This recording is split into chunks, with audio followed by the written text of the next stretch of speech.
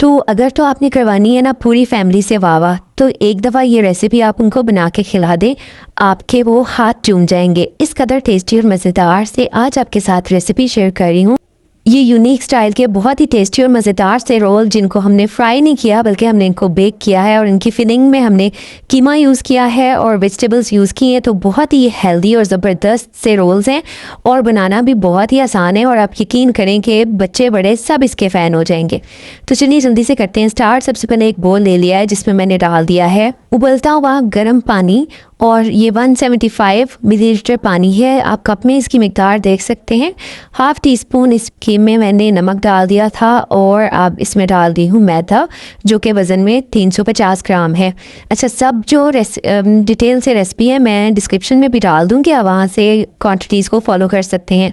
अच्छा, आधा मैदा मैंने पहले डाल के हल्का सा मिक्स कर लिया था क्योंकि पानी गर्म था तो लम्स ना बने, और फिर मैंने दोबारा से आधा मैदा डाल के और इसमें 1 टेबल स्पून ऑयल डाल दिया है, और साथ ही half teaspoon baking powder डाल दिया है। और अब स्पून की मदद से हम अच्छी तरीके से एक दफ़ा डो को मिक्स कर लेंगे, और फिर हम स्पून को हटा देंगे और हाथों से इसको बहुत ही नरम और सॉफ्ट सी डो रेडी कर लेंगे।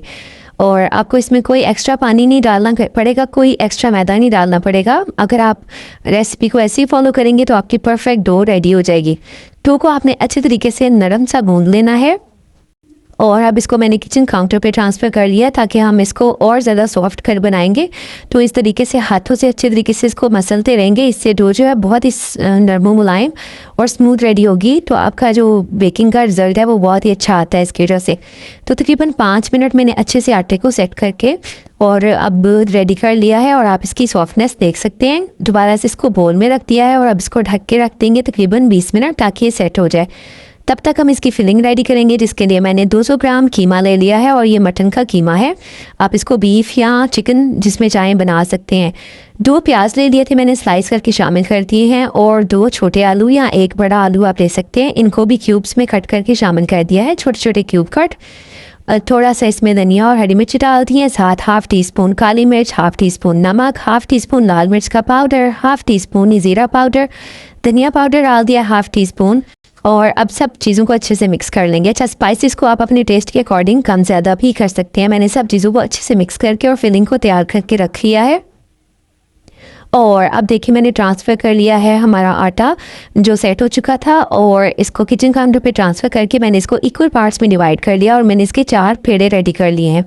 अब बाकी पेड़े हमने ढक के रख देने हैं जब तक हम एक पेड़ा लेके उसको रेडी करेंगे। तो इसको हमने अच्छे तरीके से बेल लेना है। अच्छा, अब आप इसको जितना मैक्सिमम पतला बेल सकते हैं उतना आपने इसको पतला बेल लेना है।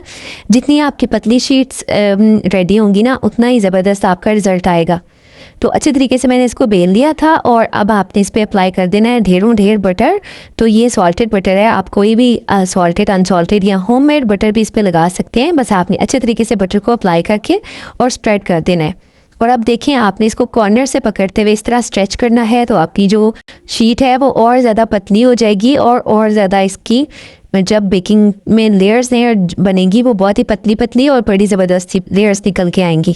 तो इस तरीके से आपने कॉर्नर से इसको जितना आसानी से स्ट्रेच हो सके उतना आपने स्ट्रेच कर लेना है। और देखिए मैंने इसको स्ट्रेच कर लिया था, और अब हमने जो फिलिंग तैयार की है ना, वो हम अच्छे तरीके से पूरी शीट पे फैला देंगे।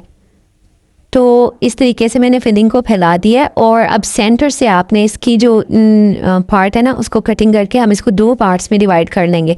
तो छुरी की मदद से मैंने इसको सेंटर से कट कर लिया है, और बस अब हमने इसको रोल करना है। तो आप रोलिंग का तरीका देख रहे हैं कि एक तरफ से पकड़ के आपने कॉर्नर साइड से इसको टर्न करना है, और बस दूसरी फिर आपने एक सिरे से पकड़ते हुए इसको रोल करते जाना है। बहुत ही आसानी के साथ आपकी ये शीट रोल तैयार हो जाएंगे। कुछ इस तरीके से देखें, ये सेट हो गया। और अब आपने एक बेकिंग ट्रे ले लेनी है, और उस पर बेकिंग पेपर लगा के और इनको प्लेस करते जाना है अपने बेकिंग ट्रे में। तो इस तरीके से मैंने सारे ही रोल्स को रेडी कर लिया था, और अभी मैंने पेपर लगा दिया था ट्रे पे और इनको प्लेस कर दिया। जितना एक वक्त में आसानी के साथ आ सकते हैं उतने आप लगा दें।